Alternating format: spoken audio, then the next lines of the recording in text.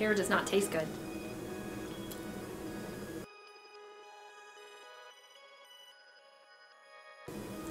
Hi guys!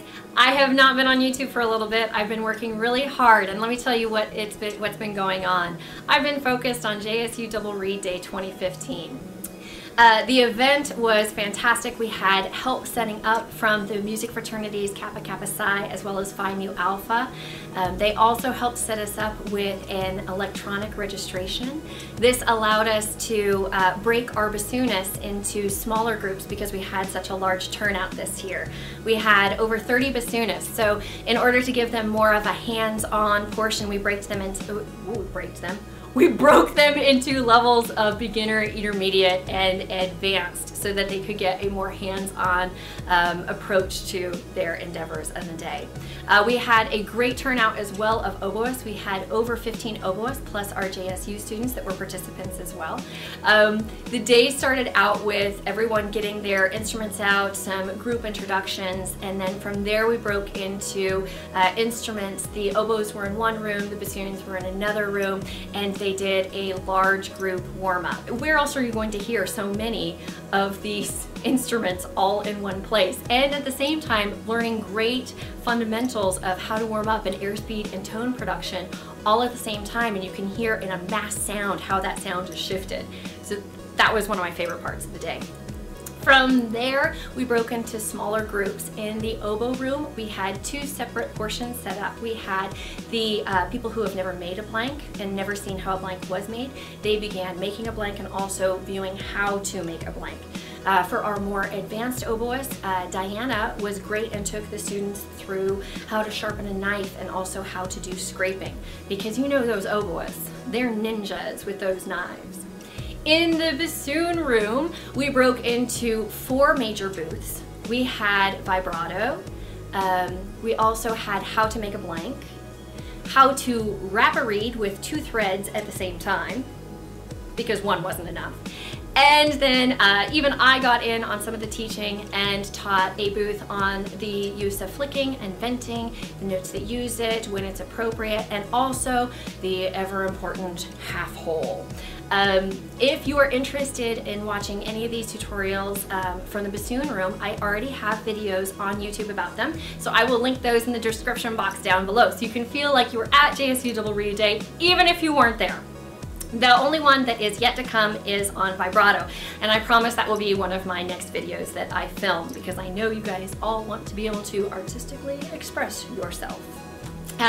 After we had broken into the smaller groups, we did continue on with a master class. The master class again allows students to have a lesson that's in a smaller scale but also a performance at the same time, and to get some great feedback from our guest artists on becoming a greater player, how to grow their sound, how to emote, what's coming across. Again, always I find these inspirational and a great way to learn another teaching style. So that was an instrumental part of the day. From there, we finished up with a recital. We had each of the guest artists perform. They also broke into smaller chamber music groups and performed on the event. And we also had Miller Marketing on staff on the day, selling some great products. I have to admit, spent way more than I should have, but this was not my fault. I cannot make it to IDRS in Tokyo this year, and to be able to try all of the products and choose exactly what matched my instrument and what I was looking for, oh, that's fantastic. And to not have to pay the cost of shipping either because he was at our event. So if you want to see a haul video on me spending way too much money and also a little like product review of some of the things that I bought, be sure to give this video a thumbs up. At the event, we were also for the first time ever selling our JSU Double Reed Day shirts. I'm wearing one now. They are a baseball style tee, and they have our graphic, let's see if you can see all of it, of a giraffe playing a bassoon. And if you can see, it also makes a little heart here in the center where the bassoon and the rainbow come together. Many of our participants were able to get shirts, and then we also had fabric paints so they could customize their shirts and color it to how they wanted if they felt inspired inspired. But this was a great hands-on activity that many of our bassoonists and our oboists alike enjoyed throughout the day. Lucky for us, we also had Scorpio reeds. Clara came in, she is the president and owner of the company. She would make a custom reed for them and adjust it on site. So we had a great opportunity, not just in playing and activities for the students during the day, but also things that they could get that they couldn't get anywhere else. From there, we had to say goodbye to all of our guests and all of our participants and send them home and hope that they will come back for JSU Honor Band that is happening in May, or maybe we will see them again for JSU Double Reed Day 2016.